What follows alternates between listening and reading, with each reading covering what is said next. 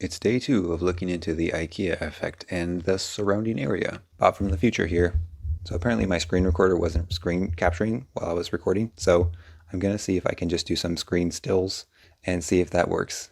Hopefully it's not real bad. So if you missed the explanation yesterday, the Ikea effect is basically just like if you build something yourself or put effort into it, you are going to appreciate or value that thing more. So like Ikea leverages this really well. If you buy like a table or a chair from Ikea, you're going to pay basically the exact same price as you would for a table that was already fully assembled. It's like the same quality, maybe even better quality, but because you bring it home and you put the whole thing together yourself, you feel like it has more value and is like, and you're therefore willing to pay more for it. So that's the IKEA effect in a nutshell. So I was pretty sure I wasn't going to keep looking into this yesterday. I thought, oh, I already covered pretty much everything there was to cover. I'm not that interested. But then I thought maybe I could look into like specific studies and see if there's any like specific studies that they've done that are interesting and keep going that way. So I looked at this study, Supporting Self-Assembly, the IKEA Effect on Mobile Health Persuasive Technology. Okay, so mobile health persuasive technology is basically just like any app on your phone that is helping you stay motivated to be healthier, like any kind of fitness app or any kind of that stuff. So they're hoping that if you are able to put together, like if you're able to configure like one of those fitness apps, like set your own schedule or program in a workout, then that will help you. Like right off the bat, they say that this has been proven, or the IKEA effect has been proven in several domains in human-robot interaction. And I was like, what? Human-robot interaction? Where participants who assembled the robot evaluated the robot and the interaction with more favorably than participants who did not assemble the robot themselves. And I was like, that sounds like an interesting study.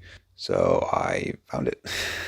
Oh wait, no, first I was like, I wanted to make sure I understood what they were talking about when they said mobile health persuasive technology. So I looked at this publication, any technology purposefully designed to influence, reinforce, change, or shape health-related attitudes or behaviors. So yeah, like I said, I was right.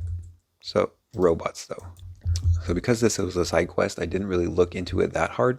I kind of just wanted to get a feel for what they were actually doing. So basically they had this testing area set up. They had this testing area where the human was doing these tasks over here. I think they're like sorting blocks or something. I'm not sure exactly. And the robot had this work area here, the blue area. And so the robot had to kind of use these tables to do things. And the human could walk all around the outside here in the green area and do some sorting while the robot was kind of assisting them with their sorting in the middle. And if the robot ever got too close to them, there was this safety light that came on. Anyways, here's an image of the actual work site. So the HT2 is the human table 2, RT is the robot table, CB, human testing over here is the other table. It's kind of hard to see from this layout what the diagram was, but you get the gist. So in this study, there was two things that they really like needed to happen in order for the experiment to be considered successful. They had to have their team performance be enhanced. So it's like the work of the robot and the human have to actually be better than just the robot, or the feels like the work was less enjoyable than working by themselves, then it's also a fail. So it has to be enjoyable for the human and it has to actually perform well. It can't just be like a fun experiment. So those things need to happen for this experiment to be successful. So I can't remember where it says this in this one, but in this one, it states that in this human-robot interaction, participants who assembled the robot themselves evaluated the robot and the interaction more favorably than the participants who did not assemble the robot themselves. So if you put the robot together and then worked with it, you are more likely to feel like it went well overall. I guess they're kind of citing as a benefit or an example of the IKEA effect, which is kind of cool. Anyway, back to the mobile health technology. Although as I was reading through this, I kind of just felt like, is this not just another way to trick people into doing things you want them to do? Are we not just being a little underhanded here, trying to leverage people's minds against them? I keep not citing my sources in my notes, and then it's hard to find those parts of the text where it says that thing. Anyways, so the problem with mobile health apps is that people will start them at like a New Year's party or whatever, and then be like, let's do it. And then they'll stop doing them after a week or two. So the data isn't really there for how effective they actually are, because only a certain number of people actually use them to completion, or like use them for a long enough time to have measurable goals. So they use this example of a busy student at her university life. She's like super busy. She doesn't have time to study. So she takes out her smartphone and opens the app called Health Me.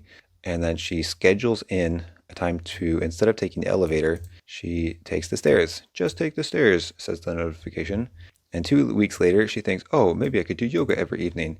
And so this whole experiment is based on them saying, put this reminder in your phone, and that will contribute enough to you having put it together yourself that the IKEA effect will happen in your brain. And I'm like, what? You want me to just put a reminder in my phone and that will be enough? That seems flimsy. Kind of made me not want to trust the rest of the paper because all of this was, the premise was so flimsy. So I did actually just skip to the conclusion, in which they say, we believe that self-assembly and its applications deserve more attention and discussion. So basically, I mean, the premise is that they don't have enough data because people don't use them for long enough. And I don't know how long the study was, but they're basically like, yeah, we need to keep studying it because people need longer to use these things. Anyways, I was a little annoyed. I feel like I could see this working in an app if you had to like code part of the app yourself, or like do some like put some actual effort in. I feel like I could see it being useful, or like if you had to do 10 push-ups to unlock certain features of the app or something, I feel like I would be more understandable. But just scheduling in a time to take the stairs seems like not enough effort to me, but maybe I'm just crazy. So I changed tack a little bit. First of all, I searched examples of apps that take advantage of the IKEA effect, and then that didn't really lead me to anything. So I searched, is gamification the same as the IKEA effect? Because somebody in one of the articles was talking about gamification. And that brought me here. The IKEA effect and gamification, harnessing player engagement. So they just kind of talk about how today's games are like much more involved, and there's a lot of like giving the chance to players to invest creatively in the game world, and developing like fostering a sense of ownership and attachment. And then they talk about how these three things are the core cognitive principles in the IKEA effect. And I'm like, how did I not learn about these earlier? Competence, effort justification, and the endowment effect. Also, my highlight game is not on point today. So the first one I looked into was competence, which self-efficacy is a big part of competence, or feeling competence.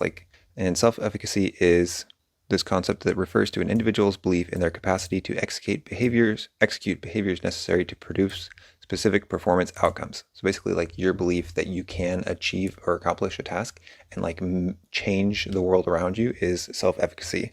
And competence is directly linked to that. And then the next one on that list was effort justification. So I looked into that. This effort justification is the idea that when people make sacrifices to pursue a goal, the effort is often rationalized by elevating the attractiveness of the goal. I was kind of thinking this is a big form of like cognitive dissonance, where you can hold two like competing ideas in your brain at the same time. So it's like you can know that the goal that you're trying to achieve is not that attractive, but your brain can also make it more attractive than it actually is in order to kind of motivate you to do it more. You can justify the effort put in by making the goal seem more attractive. And one of the applications, one of like the examples they give is like group hazing, or like people that were asked to pass an embarrassing screening test before being admitted into a group, kind of like sororities on high school or college campuses.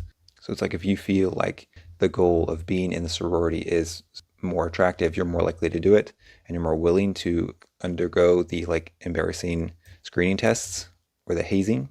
So one of the interesting parts about this is that once a person is committed to a course of action, the mere anticipation of effort can lead to justification, even before the effort is actually undertaken. So it's just like anticipating. So I was thinking, like, if you are going to school to get your bachelor's in psychology, and you start thinking about all the coursework that you're going to have to do next semester when you start your bachelor's degree, you're like, oh man, it's going to be so worthwhile having that psychology degree because of all the coursework I'm going to have to do. Anyways, one of the interesting applications of this is psychotherapy. So you can be like, make the goal of being like having a healthy mind more attractive to kind of incentivize people to work harder, which is an interesting kind of cool idea. Yesterday when we were talking about the IKEA effect and that guy's kind of initial experiment, he wanted to do a test where people were having to like either complete a task or fail it, and kind of to like see if completion was required for the IKEA effect to become active. So I think this is kind of the test he was referencing, where they're screening these people to get into the group, but all of the participants are actually passing. Nobody failed the screenings. Nobody failed to actually get into the group. And so in that test we were talking about yesterday, he he wanted to change that and make it so some people passed and some people failed and see the effects then. All right, and the last one I looked into was the endowment effect, which is just a bias that occurs when we overvalue something that we own. So if you own an object, you're more likely to overvalue it and think it's like worth more than it actually is, especially if it's something that wouldn't normally be bought or sold on the market, or it's like something experimental or has emotional significance. You're much more likely to overvalue it and think it's worth more than it is just because you physically have it. Loss aversion plays a big role in this as well, where you don't want to lose it, so you kind of value it more. That's all my notes for today. Thanks for hanging out. Peace.